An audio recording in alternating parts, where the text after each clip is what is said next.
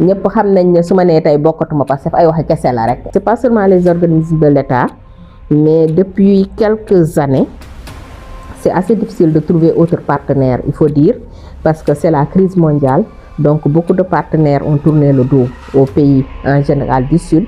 Donc développement depuis 2003 dans la région naturelle de la Casamance xam actualité yi fa nekk xam aussi les problématiques donc bu ñu demee exemple parce que pour man ku ci nekk fa nga nekk ak fa nga dëkk ak fa nga cosaanoo soo ko defaree ñun ñëpp ñu dajaloo Sénégal baax.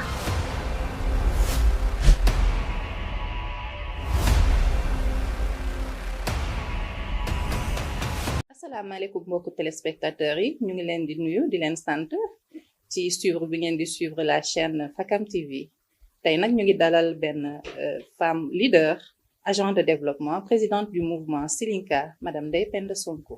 Bienvenue à l'émission Les Femmes Leaders. Nous vous remercions d'avoir bien voulu répondre à l'invitation de la chaîne Fakam TV et nous vous donnons la parole pour vous présenter à nos téléspectateurs. Merci beaucoup. Assalamu alaikum. Bonsoir. Donc, je remercie la chaîne Fakam TV. Je m'appelle Ndeye Penda Sonko. Je suis la présidente de l'association Silinka. Association Silinka nag ñu ngi ko créé en 2020 à Ziguinchor. Mu regroupé actuellement près de 280 GIE de femmes yu yëngu ci développement. Donc, lan moo waral association Silinka mooy ñun dañu nekk agent de développement. Assistante sociale de formation à la base avec un master en management de la santé di liggéey ci développement depuis 2003 dans la région naturelle de la Casamance xam actualité yi fa nekk xam aussi les problématiques donc bi ñu demee ba 2020 ñu xalaat ne ñu créer benn association dina donner un plus à notre travail envers les femmes à nos appuis envers les femmes et les jeunes parce que ñoom ñooy ñaari cible association Silinka. waaw ñu ngi lay jaajëfal waaye dañu bëggoon a xam rek projet yi nga xam ne moo nekk en cours ci association bi vis-à-vis des femmes et des jeunes comme vous l'avez dit projet yi nga xam ne mu ngi en cours mais aussi projet yi nga xam ne prévoir ngeen ko def pour accompagner davantage les femmes de la Casamance dans les activités de développement. Merci beaucoup. Permettez-moi d'abord ma xaw a def historique bu ndaw parce que avant les projets en cours on a un petit vécu quand même parce que association Silinka biñ ko dooree ba tey on s'est beaucoup illustré dans la formation et l'accompagnement des femmes et des jeunes donc à travers parfois ay appuis partenaires ak ay organismes gouvernementaux yoo xam ne ils nous ont beaucoup appuyé dans la formation. Au besoin, je vais mettre à votre disposition nos statistiques, mais en matière de formation et d'accompagnement des femmes et des jeunes, surtout des femmes pour l'accès au petit financement, am nañ ci benn bilan.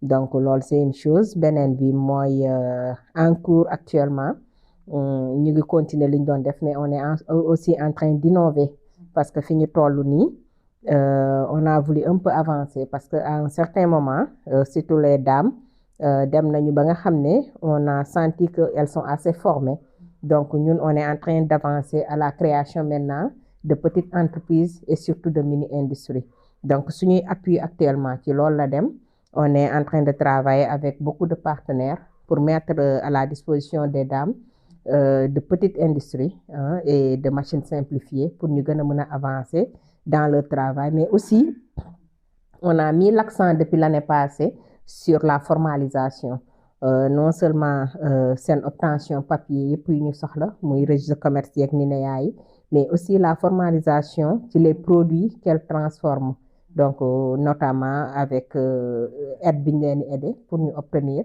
seen FRA c'est-à-dire le numéro FRA qui permet de commercialiser légalement le produit ak seen code barre qui permet de faire sortir le produit du pays ñaar yooyu c'est en cours.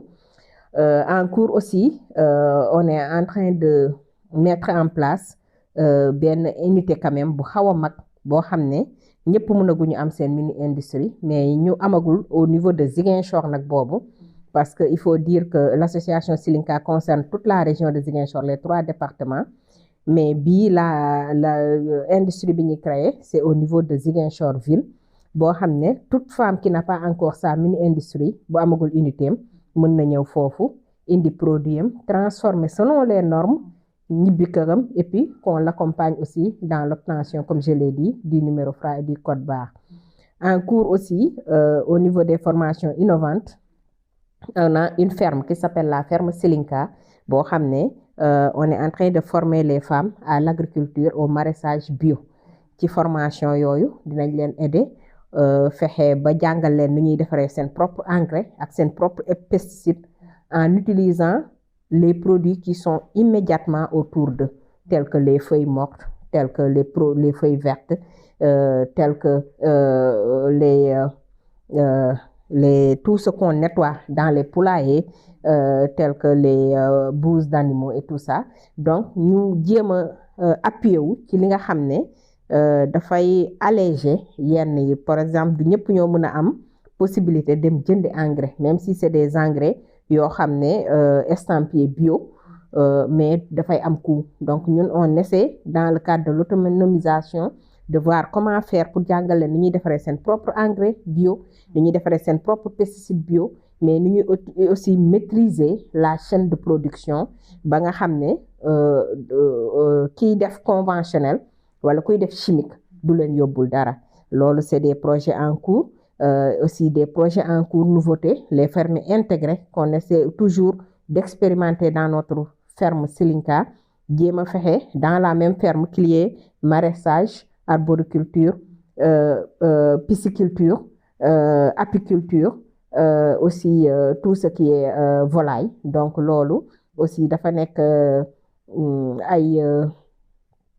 ay nouveautés yi nga xam ne dafa ànd ak aussi la politique gouvernementale en matière d'autonomisation des femmes. Donc xëy na du lépp laay mën a wax d'un premier coup, mais yooyu yëpp bokk na ci yi nga xam ne actuellement c'est en cours. am na solo bëggoon nañu revenir ci petit financement yi nga wax yéen a ngi dem vers l'élargissement de vos activités vers l'industrie. Dina laaj de gros moyens, dina laaj accompagnement, malgré que di ngeen former les femmes, dina laaj ngeen accompagner leen pour que ñu réussir seen ay projets. Loolu ci yan levier ngeen fas yéene basé wu pour mën a lever ay financement yu leen permettre ngeen mettre en place ces industries là.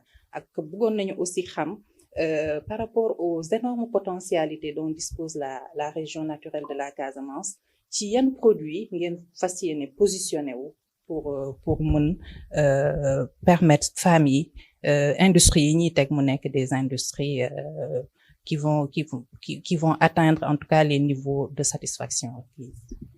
Merci beaucoup. Donc actuellement en matière de financement et d'accompagnement, on est en train vraiment d'essayer d'exploiter tout ce que le gouvernement offre. Je m'explique. On est en train de travailler avec les organismes gouvernementaux tels que l'ADPME, 3FPT, actuellement avec le PUDC aussi. On travaille avec le fonds qui se trouve au ministère de la Famille pour accompagner les femmes, le fonds d'autonomisation. Donc, actuellement, toutes les portes qu'on peut taper, on tape sur ces portes-là pour essayer d'ouvrir des chemins aux femmes. Et c'est en train d'être donné. C'est pourquoi nous sommes très fréquents à Dakar, parce que malheureusement, il faut venir à Dakar pour faire les dépôts, pour prospecter aussi. Et que loolu yëpp ñu ngi koy def aussi. Et puis, on a aussi vraiment des débuts de solutions.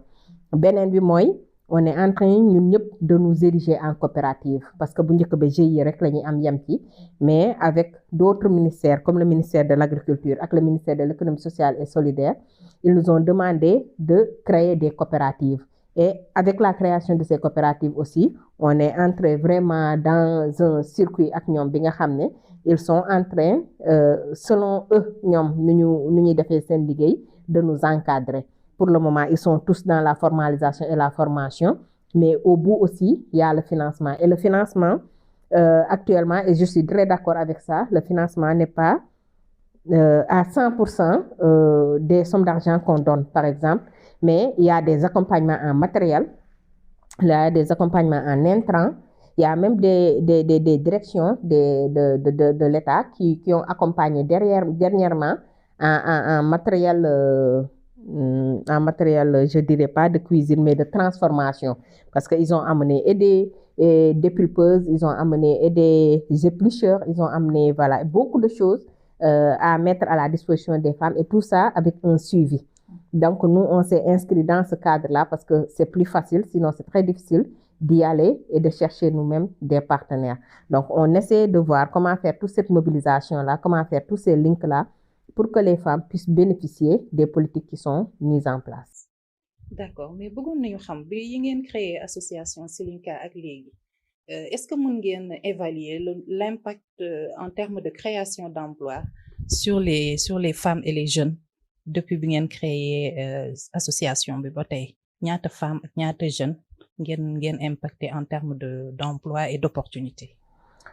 On va parler surtout en termes d'opportunités parce que de manière honnête et claire, on ne peut pas parler d'emploi, mais voilà, de création d'emplois, si. Je m'explique. Par exemple, avec les différents forums que l'association Silinka a créés, on a aidé beaucoup de femmes à se former, notamment par rapport à la pâtisserie, par rapport à tout ce qui est relatif aux traiteurs. Et on a eu quelques réussites, des dames qui sont devenues de grands traiteurs à Ziguinchor grâce à nos formations. Par rapport au maraîchage, c'est la même chose. Donc, on a installé de petits périmètres, surtout dans le département de Bignona, où actuellement, on a vraiment les premiers résultats. Donc, par rapport aux jeunes, on a eu beaucoup de formations avec le 3FPT dans le digital. Et moi, personnellement, à Ziguinchor, il y a 2 jeunes qui me font tout ce dont j'ai besoin en matière d'image et autres. Ils ont bénéficié de ces mêmes formations qu'on leur avait offertes. Et actuellement, c'est eux-mêmes qu'on appelle quand on a besoin de couverture médiatique. Et quand on a besoin de certains travaux dans le digital, c'est eux-mêmes qui viennent. Donc ça, c'est des résultats peut-être qu'on ne peut pas encore de manière mesurée dire, mais c'est des exemples de réussite. Parfaitement. Maintenant, est-ce que vous pouvez revenir sur les partenariats que vous avez eus avec les structures de l'État? Quelles sont les structures qui ont déjà eu à vous accompagner? À quelle structure ngeen di viser? Pour le moment, c'est pas encore effectif. Profitez peut-être de la tribune qui vous est offerte pour nous lancer un appel à l'endroit de ces partenaires-là pour le financement. D'accord. Je vais répondre à ça, mais j'en profite parce que tout à l'heure, j'avais oublié une partie de votre question. On avait parlé des produits, peut-être qu'on viserait avec les dames. Justement, on pense spécialiser certaines, surtout en matière de transformation, mais on ne pense pas laisser en rade un produit parce que la Casamance est un terreau fertile pour tous les fruits et pour tous les légumes en général. Et puis on se dit, ce serait vraiment du gâchis de dire, on fait par exemple tel fruit, on laisse d'autres, surtout quand on sait que les fruits sont saisonniers. Donc en général, les petites entreprises qu'on fait sont des entreprises qui font tout selon la saison. Donc quand on est spécialisé en transformation, tout fruit qui est en saison, on la transforme.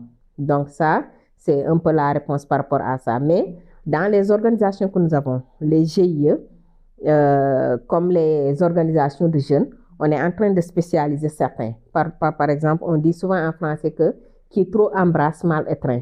Donc on a dit, pour certaines personnes, on va leur dire désormais, choisissez dans ce panoplie, qu'est-ce que vous avez à faire. Donc il y en a qui ont choisi d'être dans l'aviculture spécialement, d'autres qui ont choisi d'être dans l'apiculture, d'autres qui ont choisi d'être dans la transformation de fruits et légumes, parce que ce qu'on voyait, c'est que beaucoup de personnes étaient là, étaient dans la saponification, transformation fruits et légumes. Parfois même, quand les services qui faisaient ce suivi-là, nous, on a approché ces services-là. Parfois, par exemple, certains services qui sont responsables de faire le suivi pour voir la qualité nous disent, est-ce que vous pouvez trouver normal que des gens ont là, ici, des fruits et des légumes et des savons à côté? Donc, c'est ce travail-là aussi, on le fait pour essayer de voir, même si quelqu'un peut faire plusieurs choses en même temps, ou bien un groupement, ou bien un groupe de jeunes, de voir comment on va les organiser pour qu'il n'y ait pas vraiment ce manque d'ordre. Donc ça, c'est une chose. L'autre chose, c'est par rapport aux organismes de l'État. Ce n'est pas seulement les organismes de l'État, mais depuis quelques années, c'est assez difficile de trouver autres partenaires, il faut dire, parce que c'est la crise mondiale. Donc beaucoup de partenaires ont tourné le dos aux pays en général du Sud. Donc, c'est pourquoi on s'est rabattu surtout pour voir qu'est-ce qu'on peut avoir au niveau des structures de l'État, ce qui est très normal parce que la première aide qu'un citoyen doit recevoir doit venir de l'État. Donc, j'ai cité certaines structures et c'est pas les seules. On est en train, vraiment, nous, on est là dans l'ouverture. À chaque fois qu'on voit, c'est pourquoi même on a des panels où on se partage tout ça. À chaque fois qu'on voit qu'il y a une structure qui lance quelque chose par rapport à la formation, par rapport au financement, par rapport à un bailleur qui viendrait de quelque part, on soumet. Donc, on peut dire à peu près que toutes les structures de l'État sont visées du moment qu'ils font de l'accompagnement des femmes ou des jeunes. Voilà. Mais je pense que c'est le lieu de faire un appel, c'est le lieu de faire un appel aux partenaires au développement, parce que je pense que c'est des questions de développement, c'est des questions liées aux jeunes, à l'emploi des jeunes et surtout des femmes. Donc, je pense que c'est le lieu de faire un appel aux partenaires au développement pour qu'ils viennent appuyer les femmes de la Casamance. Bien sûr, surtout qu'il y a de la matière. Et nous, on vous dit qu'on se déplace souvent même pour trouver des opportunités d'affaires. Souvent, comme je l'ai dit, de Ziguinchor à Dakar, mais aussi souvent hors du pays. On se déplace beaucoup pour chercher des partenaires pour la Casamance. Mais voilà, comme je l'ai dit, la crise est mondiale. Mais on se débrouille avec ce qu'on trouve sur place. Il y en a, mais très peu. J'en profite pour demander aux chers téléspectateurs de bien vouloir s'abonner à notre chaîne. Le lien vous sera inscrit en bas. Je vous prie de soutenir la chaîne Fakam TV qui est à votre disposition pour, en tout cas, des questions de développement et des questions quotidiennes qui intéressent les Sénégalais. Pour en revenir à notre sujet, Madame Ndeye Penda Sonko, sur un tout autre registre, nous savons que vous avez été très active au plan politique dans le parti PASTEF il y a quelques années. Nous vous avons vu faire un travail remarquable auprès des femmes du Sud pour la massification du parti PASTEF. Et nous avons constaté depuis quelque temps votre retrait du champ politique. Est-ce que mën nañu xam lan moo waral ce retrait-là? Merci. Donc, c'est vrai, le parti PASTEF, oui. Depuis ses débuts en 2014, j'ai été dans ce parti, c'est vrai, et puis cooptée pour être la responsable des femmes dans la zone sud et orientale, c'est-à-dire Ziguinchor, Kolda, Sédhiou, jusqu'à Tamba, Kédougou. Et ça, je l'ai fait pendant quelques années. Je l'ai fait de 2014, je pense, en 2019. Où j'ai démissionné, je me suis retirée pour remettre les rênes. Donc, attention. Donc, comme ni ma leen ko doon waxee, PASTEF dafa di parti boo xam ne depuis sa création en 2014 c'est vrai bokk naa ci man maa nekkoon comme suñ ko mënee wax ci olof jëwriñu jigéen ñi ci sud. lépp lu bokk ci Casamance man la ñu dénkoon lu boole jigéen ñi pour xëcc leen ci parti bi donc loolu nekk naa ko 2014 ba 2019 daanaka après voilà parce que au début il fallait vraiment être là parce que parti bu bees la xëcc nit ñi ba ñu ñëw mais bi ñu demee ba massifier comme niñ koy waxee ba vraiment nit ñi ñëw mu am assez de personnes pour le faire volontairement parce que il faut dire que musuma am dans ma vie benn ligne ba nga xam ne dinaa xalaatoon naa ne dinaa mës a politique voilà donc c'était pas sama kii au début mais comme le leader du parti et notre grand frère il fallait jàpp ci moo tax ba mu demee ba maillage bi taxaw ba gars yi ñëw on a démissionné de tout poste jox ko ku mel ni sama rakk ju baax ji yor la zone sud muy Fatou Bintou Diédhiou mu yor ko di ko doxal bu baax ñun on est retourné dans nos activités de développement et c'est aussi simple que cela. Ouais, en tant que femme de développement, est-ce que am nga ambition personnelle politique à l'avenir wala da nga xalaat ne rek foofu nga yemale sa activité politique? Est-ce que dans l'avenir xalaat nga delluwaat PASTEF wala boog nga am sa propre ambition personnelle pour mun a activer wu encore dans le champ politique? Ouais, Pastef maa ngi ci toujours parce que on peut être militante simple. ñëpp xam nañ ne su ma nee tey bokkatuma Pastef ay waxi kese la rek ndax voilà Pastef c'est dans le cœur et c'est à vie et on est dans une révolution bu pareegul donc ku ci nekk noo ci mën a jàppee rek diñ ci jàpp on n'a pas besoin de poste pour ça mais pour ay ambition politique genre comme niñ koy defee nekk leader politique boo xam ne politiquement nga bëgg nu mu tudd parvenir à li nga bëgg a def non boobu xalaatatuma ko donc dellu naa carrément ci les activités de développement et puis c'est pas incompatible mais man de manière vraiment personnelle et calculée man maa décidé ne sama njëriñ xëy na dina gën a am doole ci li may def ci liggéey femmes yeeg jeunes yi et puis champ politique bi ma bàyyi ñeneen ñu occuper ko voilà su vote jotee ñu dem voter. D'accord. En tout cas, merci beaucoup. Nous voulons conclure en vous demandant de nous dire vos objectifs. Les objectifs yi nga xam ne association Silinka am na ko à court et moyen terme lan lay doon. waaw association Silinka objectif bi mu am bi ci gën a mag ba nga xam ne vraiment loolu moo ñu tax a jóg c'est d'impacter positivement sur la vie des Casamançais en général mais surtout des jeunes et des femmes te loolu ñun dañu xalaat ne mënuñu ci impacter positivement que par nuñ koy defee xëy na am na yeneen moyen mais ñun pour ñun li chinois yi di wax naan balaa nga koy may jën jàngal ko napp pour ñun nii rek la ñu mën a def ñëw fexe nit ñi am yenn compétence yi ñëw fexe ñi am facilité pour am këyit yi ñu soxla ak yeneen outils yi ñuy soxla ñëw fexe ñi am facilité pour exécuter seen liggéey li ci des pour ñun voilà ci loxo yàlla la nekk comme on dit donc loolu mooy suñu objectif en général puisque ñun dañu nekk ñoo xam ne comme on dit Casamance moo sax suñu xol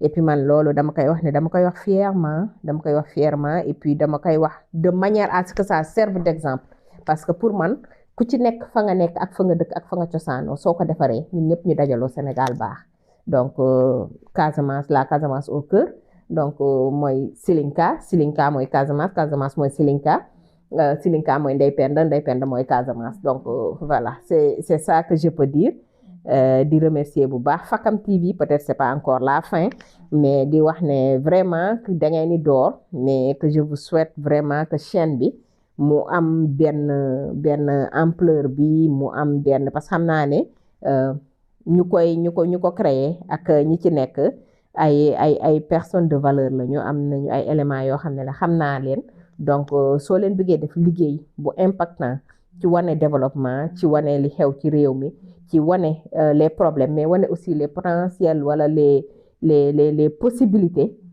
qu'il y a defe naa di ngeen ci réussir bu baax incha allah. Inch'Allah. En tout cas, merci beaucoup. Loolu lañu lay ñaanal yow aussi ak association Silinka mu dem fu sori yóbbu faamu la région naturelle de la Casamance fu sori mu ànd ak naataange ak vraiment yokkute bu baax a baax loolu lañ lay ñaanal ñu ngi remercier nos téléspectateurs di leen wax encore une fois nañu abonné dooleel chaîne bi jàppale ko parce que loolu moo ñu fi tax a toog pour vraiment partager ak ñoom yu mel nii nga xam ne wane aussi les femmes leaders nga xam ne ñu ngi liggéey dans l'ombre te kenn xamul leen xëy na li ñuy def liggéey bu am solo loolu moo ñu fi tax a toog pour wane ko tey nag suñu première émission ñu def ko avec madame Ndeye Penda Sonko ñu di ko remercier bi mu nangoo ñëw toog ak ñun waxtaan ak ñun échanger di ko wax rek quel est le dernier mot ban message nga bëgg a lancer balaa ñuy tëj.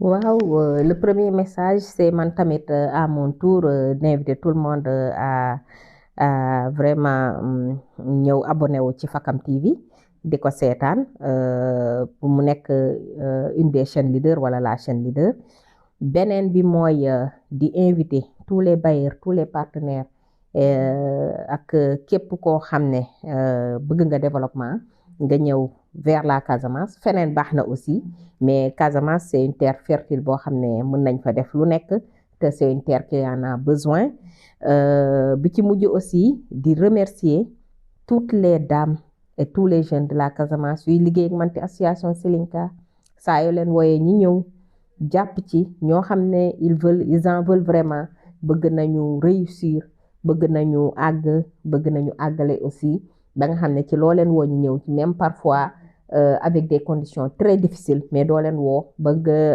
toog sentir ne yéex nañu wala yox-yoxi nañu donc ma leen di remercier di ci profiter di leen sargal di ci profiter aussi di leen souhaiter une bonne et heureuse année puisque defaguma ko woon ci suñu canon yi on est en début février mais on est toujours en début d'année di leen ñaanal année 2026 bi nekk année boo xam ne association Silinka dina def réalisation yu gën a mag pour le bonheur de tous les Casamançais vraiment di leen remercier waat yéen tamit bu baax a baax merci beaucoup. Merci à vous, chers téléspectateurs, d'avoir bien voulu suivre notre émission Femme Leader du jour. Tey nag suñu émission bi ñu doon dalal Madame Ndeye Penda Sonko, présidente de l'association Silinka. Ñu di ko remercier, di leen jaajëfal, di leen wax encore une fois, abonnez-vous, aimez, partagez. Je vous remercie.